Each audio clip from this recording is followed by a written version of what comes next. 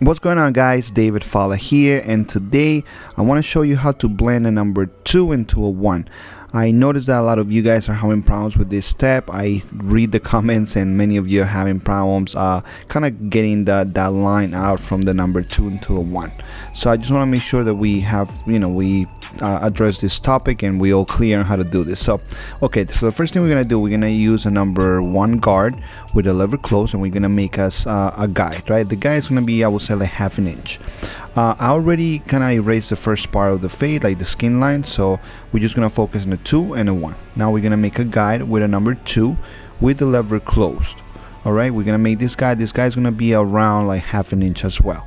So now we're going to have 2 guides, right? We're going to have a guide with number 1, and then we're going to have a guide with a number 2. Right, there's many ways to do this. So what I'm going to do, I'm going to show you guys how to blend the 2 into a 1 using the 1.5, and I'm going to show you the other side how to do it without the 1.5, just in case if you don't have it, because I know not everybody has this guide. So right here we have a 1.5, and then we're going to do with the lever close, we're going to first start fitting that line that we see there.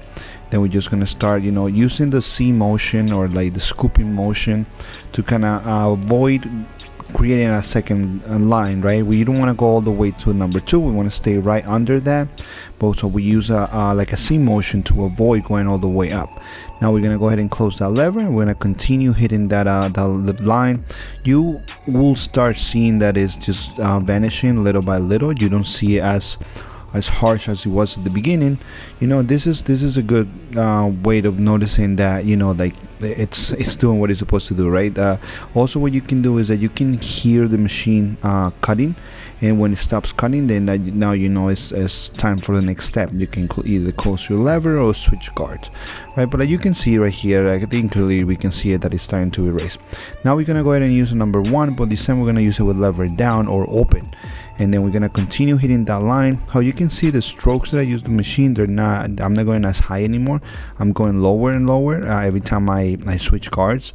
So because now I gotta stay under that 1.5 guard that I used before.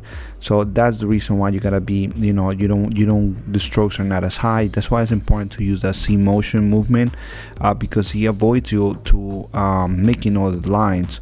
And also it's important to kind of like use the corners of the clipper a little more, just because you have more control. I feel, in my opinion, you have a little bit more control how to do things, right?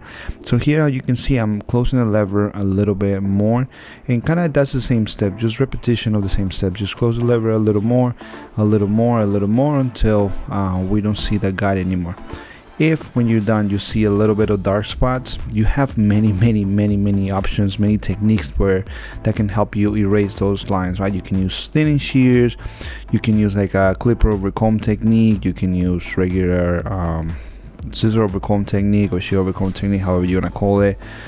You can go ahead and put back the cards that you already use and kind of just hit those. There's many ways. So here, what I want to do, I wanted to use a 1/16 just to kind of like fade it really quick, so you guys can see the final result, what it, how it is supposed to look once you're done. And I know I said this was not going to be part of the step, but I just just in case you guys have questions, I just want to show you how I did it. So just use a 1.5 first, and then I use a 1. Now I'm using a 1/16, lever open, then close it little by little until it's faded down to the skin, which it was the first guide that I did. I didn't record it because I didn't want the tutorial to become about how to erase the skin line. No, I want it to be how to blend number 2 into a 1. So here I'm using a little bit of thinning shears because I do want to maintain the length that I have there, because of my shape. I wanted to have a square shape, but I also wanted to kind of light up a couple of the dark spots, and also I want to like make sure that it blends nicely. So his hair is not easy to blend. It has a lot of spots, a lot of like cowlicks, like small cowlicks everywhere, so it's not the easiest hair to fade. So I think the thin shears kind of help a lot to get those dark spots and kind of get a very even flow with the fade.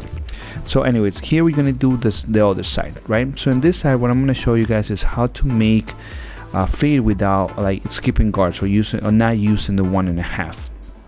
So here I'm making my line with a number 1. I'm making my first guide. Then I'm gonna make the second guide the same thing I did on the other side, well, with the two with the lever closed. And then we just after that, we're just gonna go ahead and pop the one guard, and then we're just gonna start fading.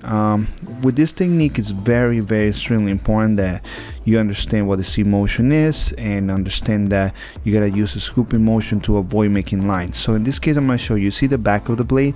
That's what we're gonna be using. We're not gonna be using the top of the blade, we're gonna be using the back of the blade. So this is gonna give us a little bit more length, and it's gonna make it a little bit easier to do the C motion, in my opinion. I mean, how I say, like, depends on the barber that you ask. Everybody has different opinions on how to do certain things. This is the way I do them, right? So you can see I'm just kind of scooping out that two guard, you know, and blend it into my one.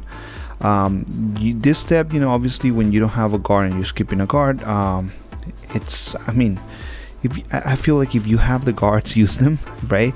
I think it's you know, I think you waste a little bit of time changing guards, but I think once you start cutting, it makes it easier.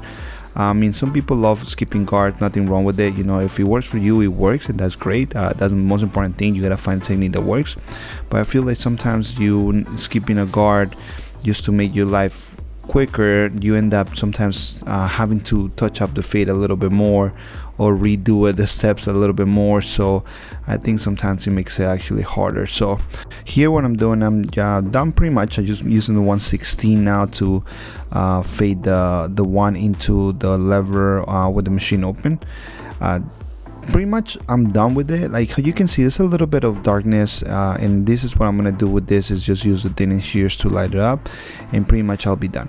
It definitely is quicker when you skip guards, but at the same time you might have to touch it up a little bit more. So at the end of the day, I feel like it just ends up being kind of the same, and you spend pretty much the same amount of time. And that's it, guys. That was the tutorial. Hope you guys enjoy. I hope it was helpful, and it helped you guys how to erase that 2 into a 1, just to be able to create a nicer transition when you guys are fading. That's the final result. I hope you guys like it, and I'll see you guys on the next one. Take care.